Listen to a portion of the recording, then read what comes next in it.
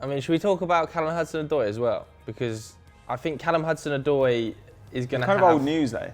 He is, but he's newsworthy because of the £80 million bid that was rejected by Chelsea from Bayern. They should have taken that. You would have taken that straight away? It was Yes. it was a loan to start with, remember? A loan with Yeah, an but option 80 to mil buy. guaranteed is...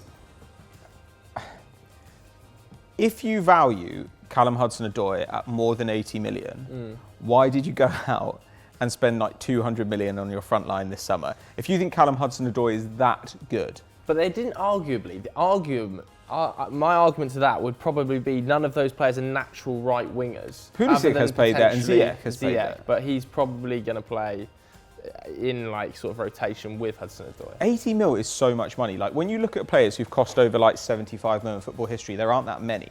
And of those, a lot of them didn't end up being worth the money.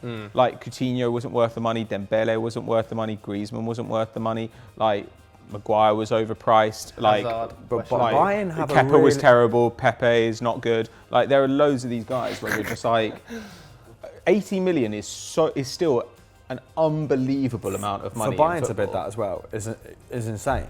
Like they don't bid that sort of money for anyone, do they? Well, Lucas Hernandez, and that went. But that was a release clause, wasn't it? Yeah. This isn't me saying like I don't think he's that good and you should take that money. It's just that I think they don't need him in that attack. Take the 80 mil and deal with some other squad holes. Take the 80 mil and try and get a deal in place now for the person who's going to come in as your left-sided centre-back next year. So now that Ziyech is fit again, obviously played for Morocco midweek and he's probably going to be fit for the weekend's games, Hudson-Odoi has started the last couple of matches. Do you drop Hudson-Odoi for Ziyech's fitness? Now he's back in this Chelsea team.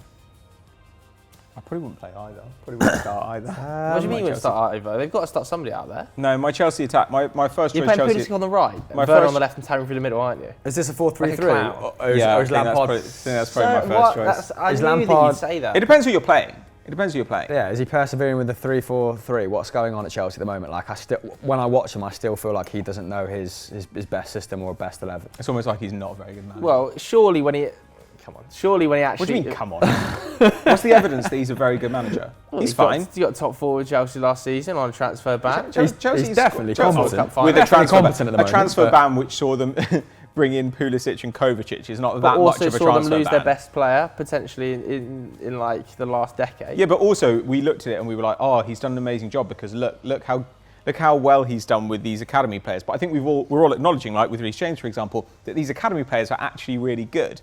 Like this is like if you could go back in time and somebody like came in to manage Man United when the class of '92 came through, then people at the time would have been like, God, if they do well with these kids, like, it'll be really overperforming. But we can look back at it now and say, no, those were great players. So he wasn't overperforming. He just had great players. And I think, yes, he lost Hazard last year, but Chelsea's squad was really, really good and was underrated at the beginning of last year. And like really deep, really solid. And their youngsters, like Tammy Abraham was good. Mount was okay, like James was excellent. Even Tomori like gave them a lot of value. They got some value out of Billy Gilmore. I think their young players are great. My only gripe with Lampard, and people are sort of starting to get on at me in the comments because they feel like I've got some sort of he's a Tory. some sort of issue with him. I think he's like a perfectly competent manager, but is he deserving of like the Chelsea job at the moment? He's a club legend. Like he brought a lot of good. Surely he is though, because he's done nothing to not deserve it. No, but I'm not. I'm saying it's up for debate, right? Which is what makes it interesting to discuss Lampard in the Chelsea. Yeah. I want him to be good. Like, he's a very likable guy. You want him to be good. Good young English managers can only bode well for the national team and bringing on young English players, but. It's like, you can't tell me that if Julian Nagelsmann didn't have this squad at his disposal, or like maybe 3, 4, 5 other candidates in Europe, that we wouldn't be seeing better results from them. And Chelsea can sort of have their pick of the bunch. They can be best in class with the money and the support that they have behind them. That's my only issue with Frank Lampard. He's doing a good job, but could someone else be doing a much better job? Yeah, exactly. Maybe. There's a difference, isn't there? There's a difference, isn't there, between saying like this person isn't like maybe isn't good enough or maybe isn't the best you could get, and saying this person deserves the sack. Like I don't think Ole Gunnar Solskjaer deserves the sack at Man United, but if I were in charge of Man United, I'd be like, we've got to get in Pochettino as And to be fair to Lampard, the numbers didn't drop. They were very similar to Sarri's numbers. The output, the shots they conceded per 90, the shots they produced, like the attack was very proficient. It was very unlucky actually in terms of big chances being converted and Kepa letting in a load of goals that shouldn't have been let in. So under the hood, still very solid.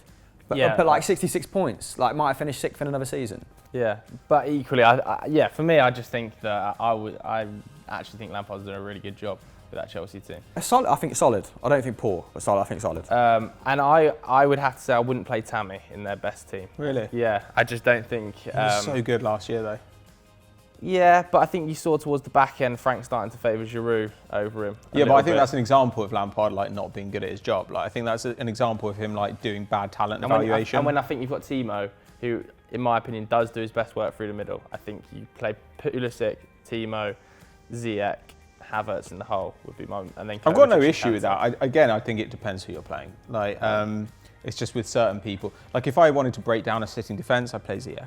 But if I know I'm going to play a bit more on the counter, I want Pulisic, Tammy, and Werner just running through the ball. All right, any other of these names then? Yeah, Phil Foden? I wanted to bring it. I think we're definitely worth reviewing Phil Foden's progress. But before that, I did want to bring Curtis Jones to the table because I think he's one of the most exciting kind of central midfield options that English football has produced in the last maybe 5 or so years. Like we've produced an awful lot of defensively minded players or very like athletic players who are capable of like playing in systems, press-heavy systems or whatever.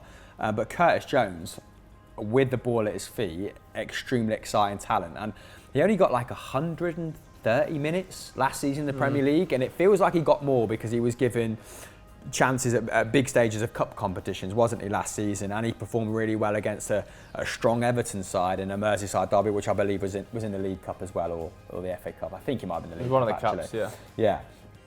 Yeah.